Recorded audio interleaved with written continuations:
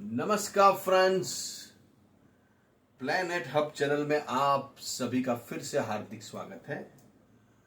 और इस बार सब्जेक्ट रहेगा कर्क राशि फलादेश। नवंबर 15 से लेकर दिसंबर 15 तक की बात होगी और वो होगी कर्क राशि वालों के लिए। प्रिडिक्शन करेंगे 30 डेज का कैसा रहेगा इनका हिसाब किताब, 30 डेज का, उसके ऊपर थोड़ी संक्षिप्त में बात करेंगे। तो यहाँ चंद्र आपकी राशि का लॉर्ड्स गिना जाता है और चंद्र जब भी राशि का लॉर्ड्स होता है तो ऐसे व्यक्ति पर्सन को चंद्र को ज्यादा बल देना चाहिए, चंद्र को ज्यादा इंपॉर्टेंस देना चाहिए। आपकी राशि का लॉर्ड्स है और चंद्र को इंपॉर्टेंस देने के लिए क्या करना चाहिए?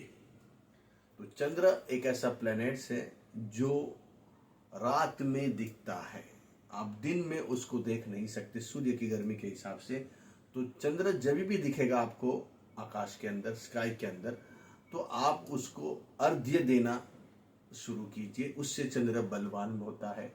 आप वाइट चीज़ों का सेवन कीजिए, वाइट कपड़ों का आप पहनने में ज़्यादा इस्तेमाल कीजिए, उससे भी चंद्र पावरफुल होता है। अपनी मदर, अपनी माता का या गौ माता, ये दोनों आपके लिए माता ही है, तो गौ माता की भी आपको सेवा करनी चाहिए। कोई कारणसर आप अपने मदर से उसकी सेवा नहीं कर पाते, बहुत सारे घर है जो अभी डिवाइड हो गए हैं, संयुक्त कुटुंब में से अभी वो लोग अलग अलग रहते हैं, तो कोई मदर बड़े भाई के साथ रहती है, छोटे भाई के साथ रहती है, तो आप माँ की सेवा नहीं कर पाते हैं, तो आप गौ माता की सेवा कीजिए, उससे भी आपको उतना ही फल मिलेगा जितना आप अपने माँ की सेवा करोगे। तो यहाँ गौ माता की सेवा में आपको रोटी खिलानी चाहिए, उनको घास खिलाना चाहिए। हर त्यौहार के दिन या सोमवार के दिन आप गौ माता के कुछ भी आपके पास जो खाना है वो खिला सकते, जो भी आप बनाते हो घर में, उससे भी आपका चंद्र काफी बलवान गिना जाएगा। पानी का आपको ज्यादा पीना चाहिए, पानी का सेवन करना चाहिए, पानी पीने से भी चंद्र को बल मिलता है। तो ये बात हो गई एक आपकी राशि के लिए कॉमन बात। अभी मेन मुद्दे पे आते हैं। फलादेश करेंगे 15 नवंबर से 15 दिसंबर के बीच में क्या हिलचाल होने वाली है, आपकी ग्रहों की सिचुएशन क्या बोल रही है। तो यहाँ ऑलरेडी जो पिछला महीना गया हुआ है वो काफी समस्या, प्रॉब्लम आपको देखने को मिले। घर में भी वाद विवाद, झगड़े, बिजनेस में भी काफी अप डाउन्स आए, जॉब में भी आपको अनएक्सपेक्टेड सब चीजें आपके साथ बनी हुई हैं। ये सभी चीजें आपने देखी हैं, लेकिन अभी जो 30 डेज है उसमें क्या मूवमेंट रहेगी? तो यहाँ ऑलरेडी राशि आपकी लाल बत्ती है, रेड सिग्नल है, भारी चल रही है। क्यों? कि शनि यहाँ अभी मार्गी हो गए हैं। देखिए यहाँ शनि बहुत से राशि, बहुत से लग्नों के लिए वक्री अच्छा है, बहुत से लग्न और बहुत से राशि के लिए मार्गी अच्छा है। तो ये सब डिपेंड करता है आपकी राशि, आपका लगन कौन सा है उसके ऊपर। तो यहाँ ऑलरेडी शनि मार्गी हुए हैं, तो मार्गी शनि यहाँ आपके चंद्र के ऊपर दृष्टि करना चालू करेंगे। तो जन्म का आपका चंद्र यहाँ सामने ही बिल्कुल बैठा है शनि महाराज के। तो ये जब शनि चंद्र को देखते हैं तो यहाँ एक विषदोष का निर्माण करते हैं। तो चंद्र मन का कारक है, चंद्र अपने विचारों का कारक है, थॉट्स का कारक है। मन में जो विचार आएंगे वो मन का विचार वो डायरेक्ट अपने ब्रेन को अप्लाई करते हैं, मतलब उसको सेंड करते हैं। और मन जो सोचता है वो ब्रेन उसके हिसाब से वो अपना डिसीजन लेता है, एक्टिविटी को अंजाम देता है। तो यहाँ शनि खुद चंद्र को देखते हैं, तो शनि का काम है नेगेटिव थॉट्स डालना, नेगेटिव विचारों को डालना, अननोन फियर पैदा करना, जो सिचुएशन सही नहीं है उसको दिमाग के अंदर डालना, जो आपने कभी नहीं की है, जो आपके अनुकूल नहीं है, जो आपके हिसाब की नहीं है, वो सिचुएशन शनि महाराज आपके ब्रेन को, मतलब आपके मन को देंगे और मन आपके ब्रेन को अप्लाई करेगा। तो यहाँ शनि चंद्र जब भी एक दूसरे के साथ सामने बैठे हैं या साथ में कंजक्शन में, युति में है, तो यहाँ विश्व दोष का निर्माण होता है। और चंद्र इतना शुभ ग्रह है जो खुद लक्ष्मी का कारक माना गया है, जो खुद अपने वैभव का कारक माना गया है, और वो चंद्र शुभ ग्रह इतना सूर्य और चंद्र ब्रह्मांड के दो शुभ ग्रह हैं।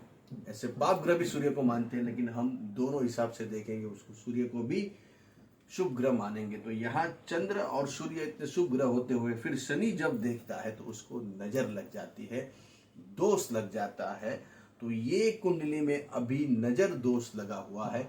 आप जो भी काम करते हो, जो भी आप काम अप्लाई करते हो, अपने दिमाग से हिसाब से चलते हो या मन के हिसाब से चलते हो, वहां आपको पीछे हट खानी पड़ती है, पीछे मुंह की खानी पड़ती है।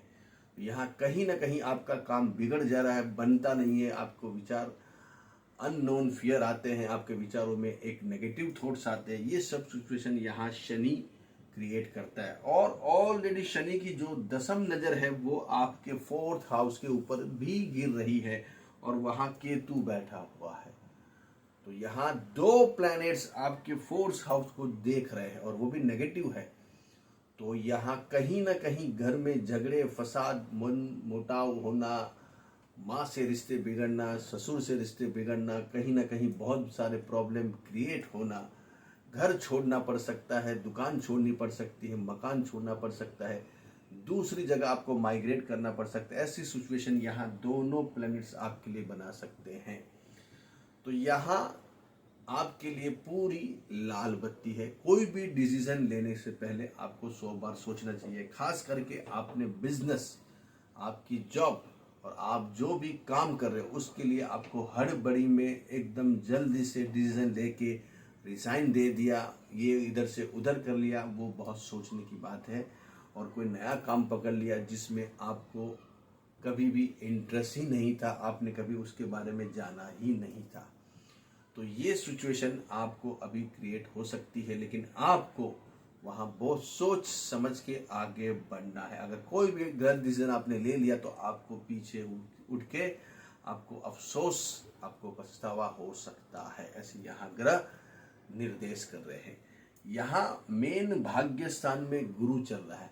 हालांकि गुरु भी चंद्र को देख रहा है, दो प्लैनेट्स चंद्र को देख रहे हैं, लेकिन जब शनि देखता है तो वो ज्यादा नेगेटिव असर से देखता है। गुरु देखता है वो पॉजिटिव असर से देखता है।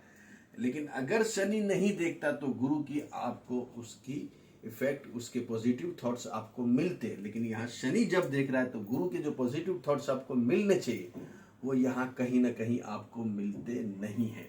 सूर्य, बुध और शुक्र, ये तीन प्लैनेट्स यहाँ पंचम स्थान में भ्रमण करने वाले हैं और मंगल खुद यहाँ 11th हाउस में बैठने वाले हैं।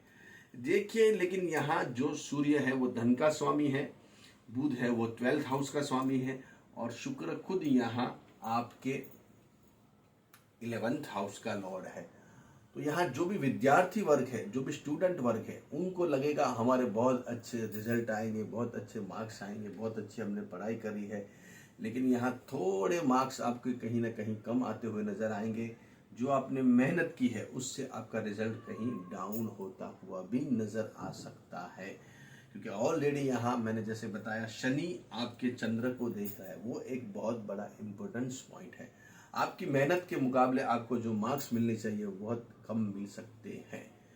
तो ये एक सिचुएशन बन सकती है। कोई आंख बंद के साहस यहाँ मत कीजिए। जितने भी सैर सट्टे, जुए से या इससे जुड़े हुए लोग हैं, कैसे अपना बहुत सारे शेयर सट वायदे बाजार से, तो ये भी यहाँ संभल के काम करने लगता है हमारा काम बन जाएगा, लेकिन काम बनने की जगह काम बिगाड़ भी सकता है। अभी प्लैनेट्स ऐसे चल रहे हैं, क्योंकि बुध भी यहाँ 12th हाउस का लॉर्ड होके यहाँ 5th हाउस में बैठा है, तो वो नुकसान करा सकता है, घाटा करा सकता है। मतलब शेयर सट्टे से, वायदा बाजार से, जो भी जुआ शेयर सट्टे खेलते हुए व्यक्ति है उनको बहुत ही सोच समझ के आगे बढ़ना, कहीं ना कहीं आपको नुकसान घाटा हो सकता है।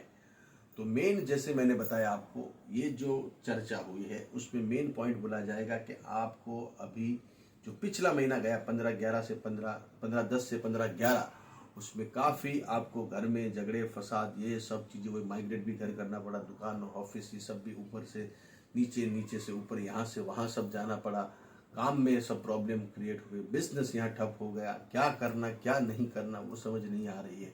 लेकिन आपको संयम, धीरज, शांति रखनी है जब तक यहाँ से शनि महाराज नहीं निकलते।